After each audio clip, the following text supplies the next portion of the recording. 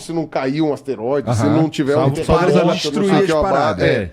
Que esses organismos vão ter condições de sobreviver e, eventualmente, alguma pressão pode gerar com que ele fique mais inteligente. A gente sabe, por exemplo, que várias linhagens de primata tiveram uma pressão seletiva para aumento do cérebro.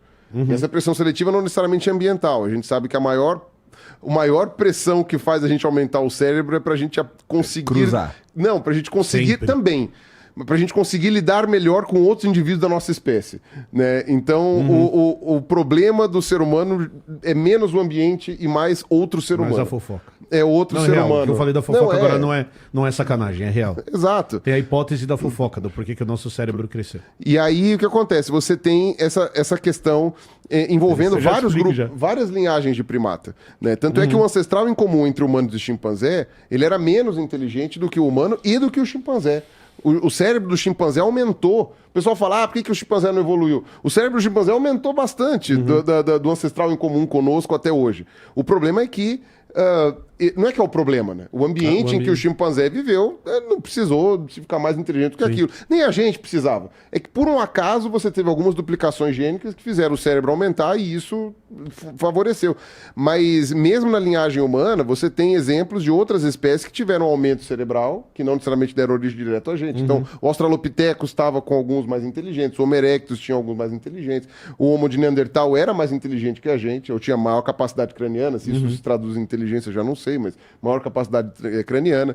Então, quer dizer, isso foi algo que foi selecionado positivamente. Pode ser que se a gente desaparecer do planeta, o ser humano desaparece do planeta, que o macaco prego, que já é um primata que tem uma proporção encefálica muito grande em comparação com outros, né? Se você pega o crânio do macaco prego, ele é uma pessoinha, né? Ou algum chimpanzé também possa desenvolver, pode ser que aconteça. Pode ser que eles realmente vão e desenvolvam ali alguma coisa. Mas a quantidade de variáveis envolvida é muito grande. Não dá para saber. Eu não tenho muito como saber. E outra, quantos milhões de anos isso vai demorar? X, entendeu? O nosso ancestral que separa do ser humano com o chimpanzé tem 7 milhões, provavelmente, talvez 8. Então, quanto tempo a gente ficou com o cérebro pequeno? Sabe, a única diferença que tinha do Australopiteco, que é da nossa linhagem, pro do chimpanzé, não era tanto o cérebro. Era o fato de que um andava em pé e o outro pulava de galho em galho. Era basicamente essa que é a diferença, né? Então, você sabe, são variações pequenas. A tecnologia da nossa linhagem, que é do Homo erectus, a tecnologia lítica, que eram aquelas pontinhas, aquelas pedras lascadas lá para cortar carne e tal, não sei o quê, permaneceu inalterada por mais de 1 milhão de anos. Por mais de 1 milhão de anos, todo ser humano que existia só sabia fazer aquilo. E sabia fazer tal qual, sei lá, um albatroz faz a dança do acasalamento, tá ligado? Tipo, é tudo igual. Tudo igual, só sabia fazer aquilo. E aí tem alguns aspectos ali depois em que você começa a ter inovações tecnológicas. Mas então, quer dizer, tem tanta variável que tem que acontecer eventualmente para isso que fica impossível da gente prever. E qualquer coisa. Esse é que é o ponto, é qualquer linhagem. Não dá para saber. Tinha preguiça gigante, tinha preguiça com sei lá quantas toneladas, que existia até 10 mil anos atrás. Hoje não tem mais, hoje são as preguiçinhas que são aquelas que ficam na árvore. Pode ser que no futuro, se você tiver espaço, vira tudo cerrado, a preguiça cresce de novo? Pode ser, pode acontecer. Tanto é que hoje, em conservação, em biologia da conservação, o pessoal que agora consegue fazer levantamento genético, né, eventualmente há uma priorização nos relatórios, né, de lugares em que você tem que preservar certas populações. Então eu sempre dou o exemplo da anta, porque depois até colocaram como outra espécie, né, que foi assim, a anta acontece em toda a América do Sul praticamente. E aí você pode falar, bom, então tanto faz eu fazer um parque de preservação aqui da anta aqui em São Paulo e destruir tudo no Mato Grosso, tanto faz. Mas aí o que acontece? Você vai fazer um estudo genético neles e você descobre que a população de São Paulo é praticamente igual à população de Minas, ou, sei lá, geneticamente, né, do Nordeste, mas que a do Mato Grosso ela é geneticamente diferente. Ela tem algumas coisas diferentes ali. Então, eventualmente, vale mais a pena preservar aquela população do Mato Grosso do que criar vários parques em São Paulo. Entende? E aí o pessoal não trabalha mais só com o conceito de preservação de espécies, ele trabalha com o conceito de populações potencialmente evoluíveis, o PPE, né? Ou seja, que você possui, que você garante a variabilidade genética para que os animais de hoje, as plantas, enfim, os seres vivos de hoje possam ser outras espécies no futuro. Porque, afinal de contas, nós não somos as espécies, né? Ou melhor, nós não somos humanos, nós estamos humanos, né? Então, as espécies não são espécies, elas estão espécies, né? Então, no futuro vão ser outras. Mas o que eu falei da fofoca, complementando, é que você tá falando bastante, né? A gente ganhou a luta. Nós dominamos essa porra do planeta que a gente vive. Só que se você for pensar no indivíduo ser humano, o indivíduo ser humano é bem meia boca. Bastante. O indivíduo Emílio é bem meia boca. Então, assim, for lutar contra o leão, esquece. For lutar contra um gorila, esquece. For nadar contra um golfinho, esquece. A gente não faz nada bem. A gente é um bicho bem... A gente não tem garra, a gente não tem dente, a gente não faz nada. Tem uma coisa que a gente tem. Não, a gente não tem presas gigantes, a gente... Tu tem... não vai pra uma luta com pra um leão. pensando Não, se deve morder o leão. Não vai morder o leão. Tem uma coisa que a gente faz Jugular. muito bem, que é se juntar em grupos. Isso a gente é bom. Isso a gente é muito bom. A gente é a melhor espécie do planeta em se juntar em galera. E tem vários pesquisadores que dizem que você precisa de laços sociais para fazer essa galera funcionar. E que um dos laços sociais mais fortes que a gente tem é falar mal do outro. Então existem vários pesquisadores que discutem essa ideia de como os traços sociais eles vão se construindo e ter segredos, ter coisas em comum, contar histórias que são próximas é o que faz com que a gente construa esses grupos. E para pensar, tem uma lógica muito fácil disso aí que você está falando. Isso tem a ver com sobrevivência. Por exemplo, você tem um sujeito que foi traíra com alguém. E você vive naquela população pequena ali, não sei o quê. Cara, é importante para você saber que aquele sujeito foi traíra. E você só vai saber se a pessoa que foi sacaneada contar para você. Então, isso é totalmente, sabe, facilita a reprodução e a sobrevivência, né? Você saber quem é o safado. Mas aí você não vai contar em voz alta, porque senão o safado vai descobrir. Então aí você só fala em voz baixa com aquela pessoa e fala, não vamos chegar perto dele porque ele é mó safado, entendeu? E aí vem alguém que manipula e vai dizer que. Então, tipo, isso facilita a sobrevivência. Fico imaginando os humaninhos em volta da fogueira. Cochichando. Falando aí, meu irmão, aí, aquele maluco ali, ó, comeu a mulher do amigo. Não, você tem que perceber que eu acabei de dar uma justificativa biológica pra você ser fofoqueiro, né, velho? Pode falar mal dos outros que tá tranquilo. Tá garantindo a biologia. Aquele maluco ali, mané, ele ficou com um pedação de carne, mané. E levou um pedaço dele exatamente isso. Ele não foi caçar, ficou dormindo na caverna e agora ele quer comer a carne de todo mundo. E o bafo daquele outro, hein? E o bafo. Tá feio, cara. A fofoca que move o mundo. E aí, agora pensando em tamanho do cérebro, é por isso que a gente tá aqui. Porque a coisa que a gente faz muito bem é se comunicar. É conversar, é combinar coisas. E aí, se você for pensar em estrutura da sociedade até hoje, a gente faz isso. Só que como a sociedade hoje é muito grande, então a gente fala, por exemplo, de um país como o Brasil, a fofoca não sustenta o Brasil como unidade. E aí a gente cria outros símbolos. Aí você cria, por exemplo, na história do Brasil, o país. Então, não, todos somos brasileiros, por isso precisamos ser unidos em torno desse tótem de ser brasileiro. Uma outra coisa que é muito poderosa nesse sentido... mas você nem precisa ser para religião. Religião. Então, religião é algo que também tem esse poder muito grande. Então, todos acreditamos nessa mesma coisa. Por acreditarmos nessa mesma coisa, somos parecidos. Por sermos parecidos, precisamos ficar juntos contra aquele grupo que acredita em outra coisa que está ali do outro lado. Então, a característica do nosso cérebro faz com que a gente escolha essas coisas em comum que a gente tem para a gente conseguir viver em grupo melhor, ou pior, ou qualquer outra coisa do gênero.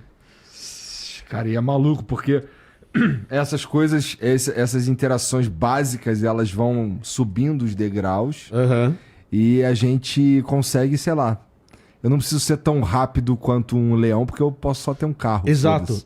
E até anterior disso, você não precisa ser tão rápido quanto um leão, porque vocês são 50. E o leão é um só.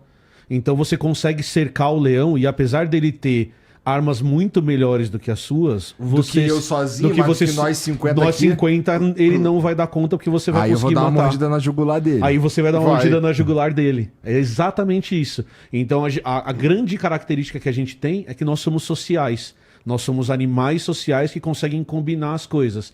E aí eu consigo combinar com você. Mano, nós vamos matar aquele leão Vamos dividir o leão entre a gente, cada um vai comer o seu pedacinho. Aí se eu for um filho da puta, tu vai falar de mal de mim pro Pirula. Exatamente isso. Aí eu vou te expulsar do grupo. Aí, não caça com aquele moleque não, mano. Exatamente isso. Não caça com ele não, que ele é cuzão. E sabe o que é louco? Sabe o que é louco? O chimpanzé faz isso. Chimpanzé combina também, combina de chimpanzé matar os combina, outros. faz esse esquema, tem fofoca entre chimpanzé, tipo, ó, não confia naquele lá não. E aí o que é mais... Eles fazem suruba. E aí fazem suruba, aí as bonobas, que é um tipo de bonobos. chimpanzé, e as mulheres se é. pegam. Mas isso que você falou é muito legal, porque imagina assim, ó, eu sou o cara que não vou caçar.